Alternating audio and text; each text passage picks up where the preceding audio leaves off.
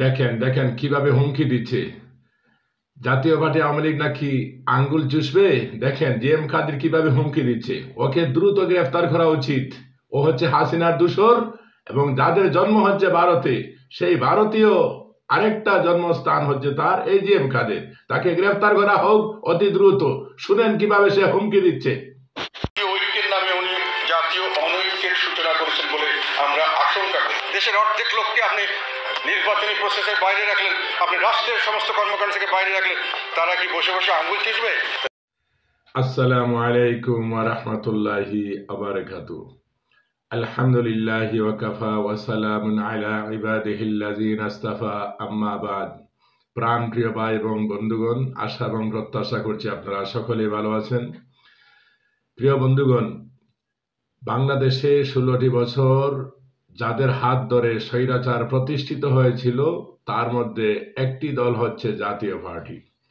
আর সেই জাতীয় পার্টি যাদের বৈষম্য বিরোধী আন্দোলন ছাত্রদের সাথে তাদের কোনো সম্পর্ক নাই, এবং জুলাই এবং আগস্ট 2024 এই আন্দোলনে, অর্থাৎ বাংলাদেশ আবার রক্ষা করার যে আন্দোলনটি হয়েছিল, সেই আন্দোলনে জাতীয় পার্টির কোনো ভূমিকা নেই, বরং আওয়ামী লীগের দূষর হয়ে তারা কাজ করছে। এবং স্বৈরাচারবিহীন বাংলাদেশে আবারও এই জিএম কাদের অর্থাৎ জাতীয় পার্টির কর্ণধার বর্তমান প্রেসিডেন্ট তিনি আবার হুমকি দিচ্ছেন যে বৃহত্তর জাতীয় ঐক্যের স্বার্থে যে ডাক দেওয়া হয়েছে প্রফেসর ইউনূসের নেতৃত্বে, এই জাতীয় ঐক্য সফল হবে না এবং আওয়ামী লীগ এবং জাতীয় পার্টি কি বসে বসে আঙ্গুল চুষবে, এ ধরনের বলে সে হুমকি দিচ্ছে। আসুন আমরা তার বক্তব্য শুনি।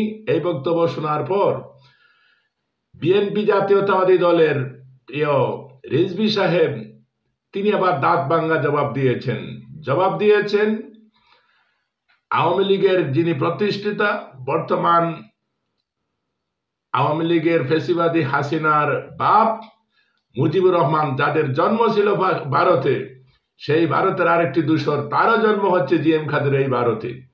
আমরা দুইটি বক্তব্য শোনার পর আমি আমার আলোচনা আবার করব। জাতীয় ঐক্যের নামে উনি জাতীয় অনৈক্যের সূচনা করেছেন বলে আমরা আশঙ্কা করি। দেশের অর্ধেক লোককে আপনি নির্বাচনী প্রসেসের বাইরে রাখলেন, আপনি রাষ্ট্রের সমস্ত কর্মকাণ্ড থেকে বাইরে রাখলেন, তারা কি বসে বসে আঙ্গুল চুষবে?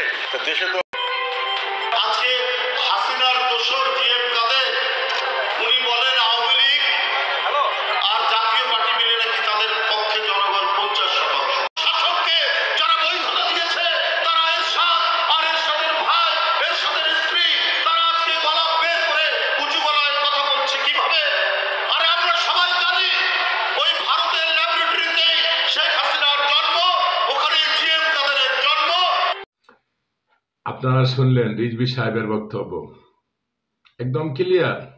যাদের জন্মই হয়েছে ভারতে, সেই ভারতের দূষর হচ্ছে আওয়ামী লীগ। এবং সেই আওয়ামী লীগ, আমি অনেক সময় বলি, বাংলাদেশে যে আওয়ামী লীগ, এই দলটি কিন্তু বাংলাদেশের নয়, এটা হচ্ছে ভারতের একটা প্রোডাক্ট। এবং আমরা যারা আন্দোলন করেছি বিগত দিন,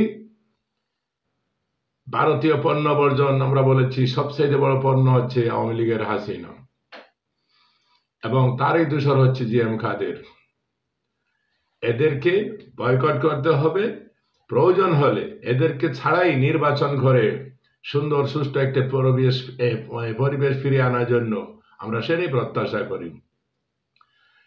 এখানে হাসনাত আব্দুল্লাহ তিনি এই দূষরের জবাবটা কি দিয়েছেন আমরা আবার শুনি। বিচার নিশ্চিত না হওয়া পর্যন্ত তাদের পুনর্বাসনের যে আলাপটি জাতীয় পার্টি দিচ্ছে, এটি একটি ফেসিবাদের আরেকটি দূষর। এর উপরে ভর করেই কিন্তু ফেসিবাদ ডালপালা গজিয়ে মহিরূপে বেড়ে উঠেছে। সুতরাং জাতীয় পার্টি যদি মনে করে আবার তারা হচ্ছে শেষ কয়েকদিন আন্দোলনের আগে পিছন থেকে আবার তারা হচ্ছে, হাসনাত আব্দুল্লাহর বক্তব্য একদম ক্লিয়ার। তিনি হচ্ছেন বৈষম্য বিরোধী ছাত্র আন্দোলনের একমাত্র আহ্বায়ক। তিনি বলেছেন জাতীয় পার্টির বক্তব্য হচ্ছে একমাত্র ফ্যাসিবাদী প্রতিষ্ঠিত সেই দূষর, এবং আওয়ামী লীগের এই বিচার, তাদের এই যে দুর্নীতি, তাদের সন্ত্রাস, গুম হত্যা, এগুলার বিচার না হওয়া পর্যন্ত এই আওয়ামী লীগের পক্ষে কথা বলার এই ফ্যাসিবাদীকে আবার প্রতিষ্ঠিত করার একই কাণ্ড। সুতরাং জি এম কাদের তাকে